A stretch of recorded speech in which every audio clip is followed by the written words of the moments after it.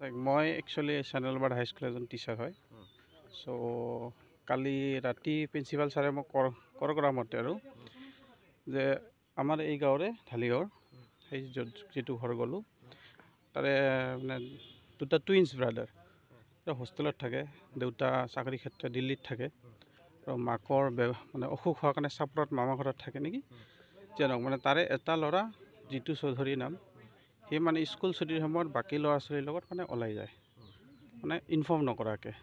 গতিকে পিছত প্ৰিন্সিপালে সন্ধিয়ালৈকে ৱেইট কৰি চাই হয়তো ৱাৰ্ডেনৰ চাৰে চাই কিন্তু ঘূৰি নাহে।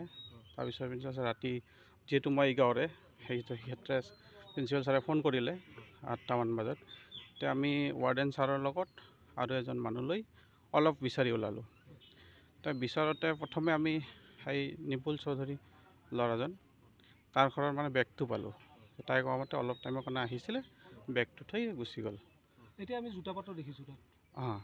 তো সেইখিনিয়ে জাষ্ট মানে কিবা তাৰপিছত এতিয়া ক'ত গ'ল মানে আমি ক'ব পৰা নাই আৰু তেতিয়া আমি আজি গ'লোঁ ৰাতিপুৱা ছাৰ তাতে। তো ছাৰে সেই হিচাপে পুলিচে এতিয়া ইনভেষ্টিগেশ্যন চলাই আছে। আৰু একচুৱেলি হোষ্টেলৰ পৰা ওলোৱা নাই, একচুৱেলি হোষ্টেলৰ পৰা স্কুলত আহে। তো স্কুলত যেতিয়া ছুটি টাইম হয় তে হোষ্টেলৰ ল'ৰা ছোৱালী হওক বা স্কুল হওক একে লাইনত ওলায়, তাতে ডাইভাৰ্ট হৈ যায় হোষ্টেলৰ ফালে। গতিকে সেই ডাইভাৰ্ট নহয় মানে বাকী বাচ্চাৰ লগতে মানে স্কুল আমাৰ নেচাৰেলি 150 to 130 মাজত ছুটি হৈ যায়। 130 এতিয়ালৈকে পোৱা নাই। ছাৰক সেই হিচাপে আমি ছাৰৰ লগত কণ্টেক্ট কৰিলোঁ, ছাৰে হিচাপে বাকীখিনি তদন্ত লৈ আছে।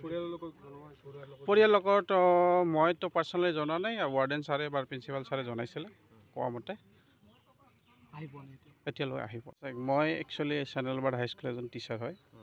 চ' কালি ৰাতি প্ৰিন্সিপাল ছাৰে মোক কৰা মতে আৰু যে আমাৰ এই গাঁৱৰে ঢালিগাঁৱৰ সেই যিটো ঘৰ গ'লোঁ তাৰে মানে দুটা টুইন্স ব্ৰাদাৰ হোষ্টেলত থাকে। দেউতা চাকৰি ক্ষেত্ৰত দিল্লীত থাকে আৰু মাকৰ মানে অসুখ হোৱাৰ কাৰণে চাপৰত মামা ঘৰত থাকে নেকি যেনক মানে তাৰে এটা ল'ৰা জিতু চৌধুৰী নাম, সি মানে স্কুল ছুটিৰ সময়ত বাকী ল'ৰা ছোৱালীৰ লগত মানে ওলাই যায়, মানে ইনফৰ্ম নকৰাকৈ। গতিকে পিছত প্ৰিন্সিপালে সন্ধিয়ালৈকে ৱেইট কৰি চাই হয়তো ৱাৰ্ডেনৰ চাৰে চাই কিন্তু ঘূৰি নাহে। তাৰপিছত প্ৰিন্সিপাল ছাৰ ৰাতি যিহেতু মই এই গাঁৱৰে ক্ষেত্ৰে প্ৰিন্সিপাল ছাৰে ফোন কৰিলে 8টামান বজাত। তেতিয়া আমি ৱাৰ্ডেন ছাৰৰ লগত আৰু এজন মানুহ লৈ অলপ বিচাৰি ওলালোঁ। তাৰ বিচাৰোঁতে প্ৰথমে আমি সেই নিপুল চৌধুৰী ল'ৰাজন তাৰ ঘৰৰ মানে বেগটো পালোঁ। তাই কোৱা মতে অলপ টাইমৰ কাৰণে আহিছিলে, বেগটো থৈ গুচি গ'ল। এতিয়া আমি জোতা পাতো দেখিছোঁ তাত। তো সেইখিনিয়ে জাষ্ট মানে কিবা তাৰপিছত এতিয়া ক'ত গ'ল মানে আমি ক'ব পৰা নাই আৰু তেতিয়া আমি আজি গ'লোঁ ৰাতিপুৱা ছাৰ তাতে।